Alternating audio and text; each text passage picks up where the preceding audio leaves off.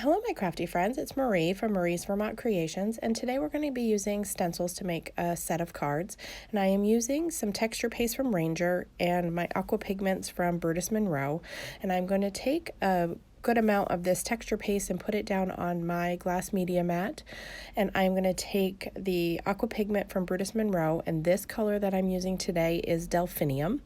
I don't have a lot of aqua pigments, but I definitely plan to increase that. I would like to order some more colors because these are beautiful. I highly recommend them. And if you are interested in a subscription, they do a monthly aqua pigment of the month, and it's very reasonably priced. So head on over to Brutus Monroe and check that out if that's something that you're interested in.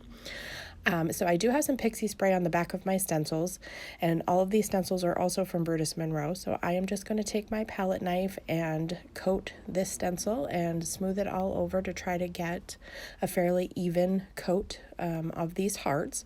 And then I'm going to scrape off the excess and put it back on the glass media mat because I figured I made this, I might as well do multiple backgrounds.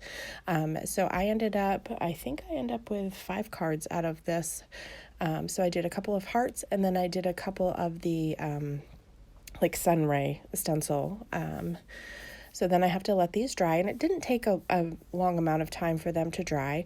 So the sentiments that I'm using are from Brutus Monroe as well. It's the Super Sentimental stamp set, and I am stamping this big happy birthday on a vellum circle that I have die cut from some Brutus Monroe stitched circles, and I had folded it over my card base my card panel prior to stamping so that I would have the crease already there, so I knew how much room I had for my sentiment. And I adhered that to the back of the card panel using some double-sided adhesive, and then I'm just going to take some liquid glue and hide it underneath the back of the words happy birthday and just hold my hand down until I know that that glue has had a chance to catch, and so that keeps that vellum piece from flopping around when you're, trying to send out your card or you want your recipient to get it and it's tacked down for them. So there's that card.